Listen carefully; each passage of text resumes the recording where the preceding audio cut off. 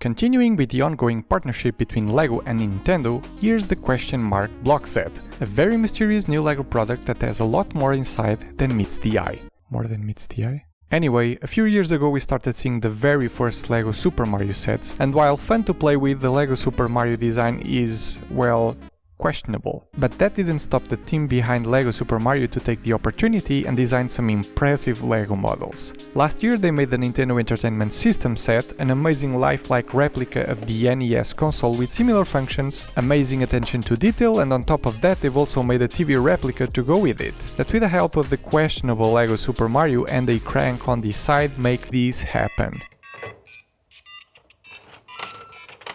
A clear nod to the NES classic Super Mario Bros. Now, back to the question mark block set. The box of the product mentions Super Mario 64, a Nintendo 64 game and one of the best-selling games of all time. And while there was never a question mark block inside the game, the LEGO Super Mario design team decided to place the game inside of the question mark block.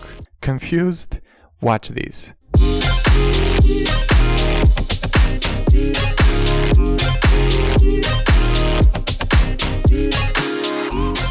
Fans of the game will immediately spot a lot of in-game references in this pop-up book style of function, but from a LEGO fan perspective this is super cool to unfold. There's some rubber bands that make this top platform go into place when you open the side platforms, and the back lid of the mystery block also goes back to its place due to some rubber bands hidden inside the build. To fold everything back together, you bring down the central platform, fold the side ones, and with a little nudge everything goes back to mystery block form just like that. The build is somewhat heavy, and even after doing this a couple of times nothing seems to be loose or falling apart, which is really impressive. The underneath of the block is the only side with minimal piece usage, but since it's the side of the set that will never show while on display, I don't really see it as an issue. Now this is truly a model for fans of Super Mario 64, as the in-game references, characters and Easter eggs turned into LEGO form are simply off the charts. Many rumors surrounding this set claim this was going to be a Princess Peach castle set, and while they're not necessarily wrong, rumors weren't exactly right. At the beginning of Super Mario 64, Mario is invited to Peach's castle for some cake, and references to both Mario,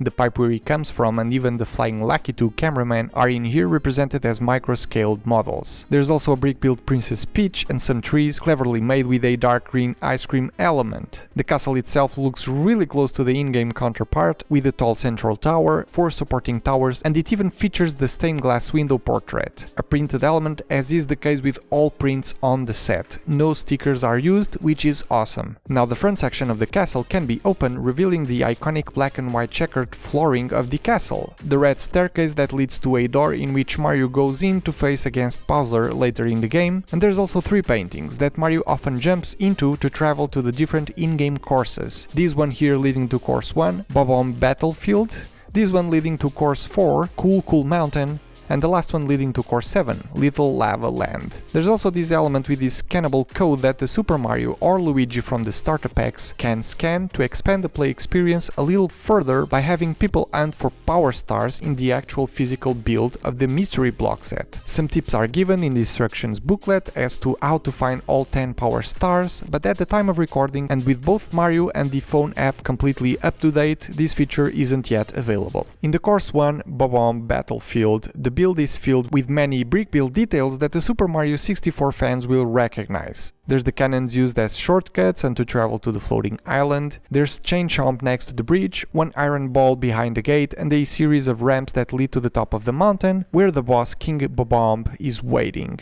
In course 4, Cool Mountain, we can see the representation of the in-game cottage, and by removing a section of this side, we reveal the cottage's slide that's used in a few in-game missions. At the top of the mountain there's a baby penguin that you're supposed to bring to Mother Penguin, and this white round plate here, together with a white ball element down here, are a nod to the Headless Snowman's mission. You really need to pay close attention to every single piece used, as it very rarely is just a random element, it usually has some sort of meaning. I've never seen this much attention put into any LEGO set ever at this scale. Really impressive. Finally, there's course 7, Little Lava Land. There's 2 enemies showcased here, one being Mr. I, and the other being the big bully that you need to push off the platform platform for a power star as a reward. Lots of details of the course and its missions have been made into micro scale, like the spinning volcano, the rolling log and the 2x2 printed tile of the Bowser puzzle. There's also a few 1x1 printed tiles that match the in-game floor tiles of the course. Super Mario 64 is a huge game with 15 different courses, and understandably we could not see them all represented in the set. But the attention to detail given to just these 4 different areas is impressive, and I can't help but think what the other areas that I'm pretty sure the designers have tested out looked like in the early stages of the design, and if whether or not we could possibly get some expansion packs to switch the areas around.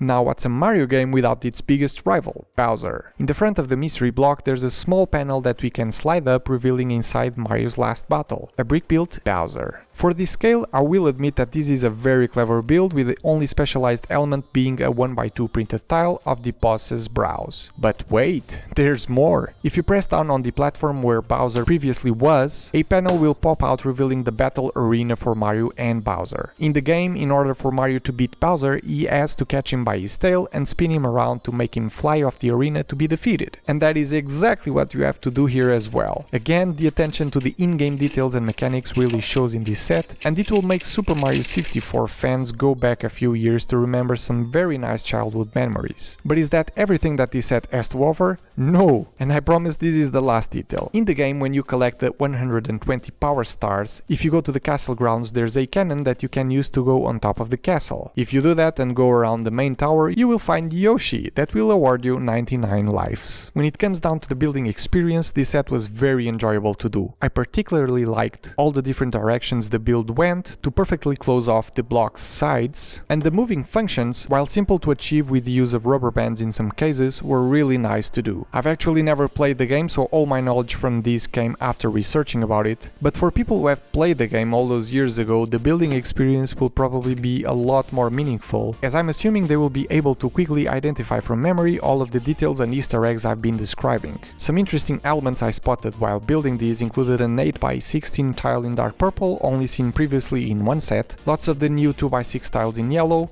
this 2x2 rounded corner plate, these 2x2 rounded corner slopes in yellow, which is one of my favorite LEGO elements in recent history, light bluish grey 1x1x2 downwards brackets, which is to my knowledge a brand new element, some gear plates, a trans clear 4 studs long bar, the ice cream element in dark green, the telescope element in bright light green, and some very weird C-shaped dark brown plates. I really like this set for its mysteriousness. If you have this displayed at home completely closed off, it will for sure spark people's curiosity, and getting to show this to someone and seeing their reactions when it's unfolded in front of them must be priceless. It is also a very cool display piece, both closed and open, and it was very fun to build. Even people who are not fans of the Super Mario franchise will probably find this set more interesting than others that don't really mean much to them when it comes down to newness, display factor and building experience. I hope the LEGO Super Mario team continues with the trend of doing these highly specialized sets, because so far both of them have been amazing. Thank you LEGO for sending this early copy to review, and I'll see you all in the next one.